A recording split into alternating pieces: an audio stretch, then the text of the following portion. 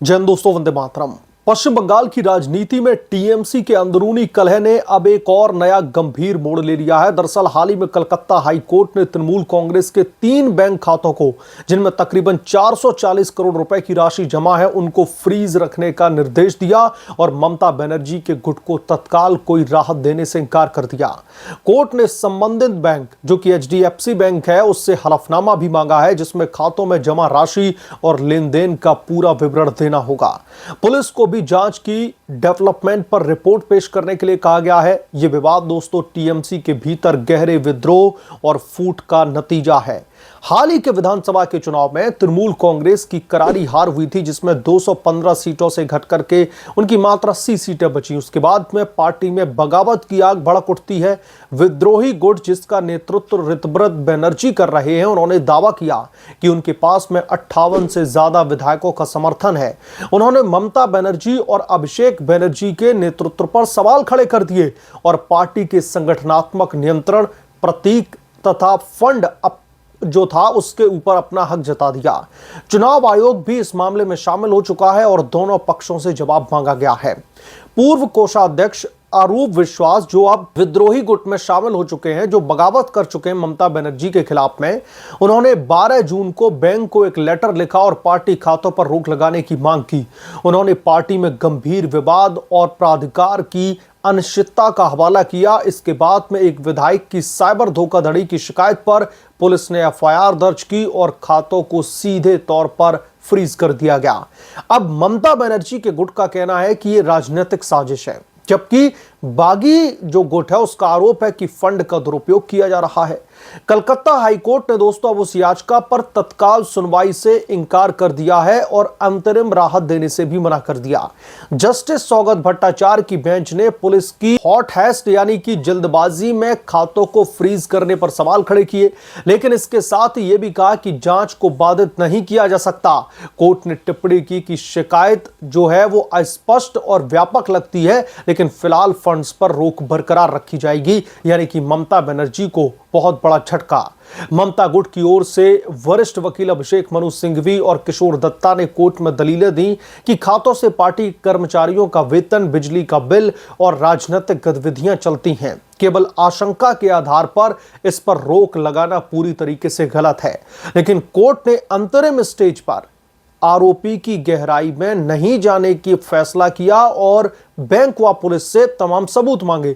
Solicitor general Tushar Mehta ने राज्य की पुलिस की ओर से कहा कि जो भी सबूत है वो कोर्ट की अंतरात्मा को हिला सकती है। यह फैसला ममता बनर्जी के लिए बड़ा झटका है, क्योंकि इससे पार्टी की वित्तीय गतिविधियां जो हैं वो पूरी तरीके से ठप पड़ गई हैं। ठीक उसी वक्त जब विद्रोह चरम पर है, यह पूरा मामला ममता बनर्जी के लंबे शासन की नाकामी का एक प्रतीक भी है। एक समय जब टीएमसी परिवर्तन के नारे पर सत्ता में आई थी, आज वही पार्टी आंतरिक कलह, भाई भतीजावाद और कथित भ्रष्टाचार की भेंट चढ़ रही है। अभिषेक बनर्जी पर केंद्रित डायनेस्टी पॉलिटिक्स ने पार्टी के पुराने नेताओं और कार्यकर्ताओं को अलग थलग कर दिया है। ऋतव्रत बनर्जी जैसे नेता खुलकर के ये कह रहे हैं कि घास की जड़ स्तर से कनेक्शन टूट चुका है और भ्रष्टाचार ने पार्टी को खोखला कर दिया है। ममता बनर्जी की तानाशाही की शैली, जहां असहमति को कुचला जाता हो, अब उन पर उल्टी पड़ती दिख रही है। चुनावी हार के बाद में विद्रोह को दबाने के बजाय, संवाद करने के बजाय उन्होंने कठोर रुख अपनाया, जिसमें बगावत और भी ज्यादा बढ़ गई ममता बनर्जी के खिलाफ में। 440 करोड़ रुपए जैसे भारी भरकम फंड पर विवाद यह दर्शाता है कि पार्टी का पैसा किसी की निजी साम्राज्य का हिस्सा बन गया था। यानी कि ममता बनर्जी को लगता था कि ये 440 करोड़ सिर्फ उनके ही हैं, वो जैसे चाहें इसको खर्च करेंगी। शिक्षक भर्ती घोटाला, साइबर ठगी के आरोप और अन्य वित्तीय अनियमितताएं ममता बनर्जी के शासन की पहचान बन चुकी है। कोर्ट का ये रुख लोकतंत्र के लिए अच्छा संकेत है। एक राजनीतिक दल को पंगु बनाने की कोशिश सही नहीं, लेकिन जब फंड्स के जो तमाम स्रोत हैं और उनके उपयोग पर अगर गंभीर सवाल उठने खड़े होने लगे तो उसकी जांच बहुत जरूरी है। ममता बनर्जी के गुट राजनीतिक प्रतिशोध का रोना रोकर के मुद्दे से ध्यान हटाना चाहते हैं, जबकि हकीकत तो यह है कि उनकी अपनी गलतियों ने पार्टी को इस मुकाम पर पहुंचाया। अगली सुनवाई में बैंक के हलफनामे और पुलिस रिपोर्ट के आधार पर फैसला किया जाएगा।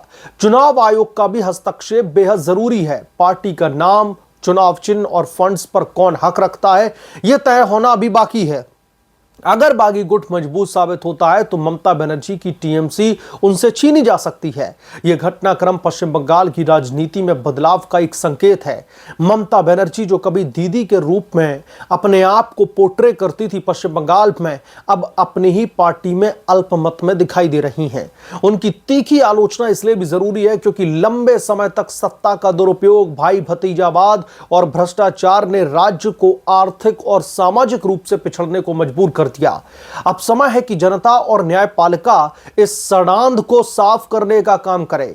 यह सिर्फ बैंक खातों का मामला नहीं बल्कि ममता बनर्जी के नेतृत्व की नैतिक और राजनीतिक दिवालियेपन का केस भी है। कोर्ट का सख्त रवैया उम्मीद जगाता है कि कानून के राज का सम्मान होगा और पैसे की लूट को रोका जा सकेगा। बंगाल की जनता लंबे समय से बेहतर शासन की प्रतीक्षा कर रही है। शायद यह संकट उस दिशा में एक कदम साबित हो सकता है, क्योंकि ममता बनर्जी ने जिस तरीके से पश्चिम बंगाल में कोहराम मचा रखा था अपने तानाशाही के शासन से, अब उसका कहीं ना कहीं अंत होता हुआ दिखाई दे रहा। और ये अंत इतना भयावह होगा, इसकी परिकल्पना शायद ममता दीदी ने भी कभी नहीं की थी। और ममता बनर्जी के इस राजनीतिक दिवालियेपन की एक वजह उनके भतीजे अभिषेक बनर्जी भी हैं। ममता बनर्जी के खेमे में बहुत सारे ऐसे नेता हैं जिनको अभिषेक बनर्जी की जो हुकूमत वाली राजनीति थी, जिनको ममता बनर्जी बार बार आगे कर देती थी, दूसरे सीनियर लोगों को पीछे धकेल दिया जाता था, वो उनको पसंद नहीं आ रहा था।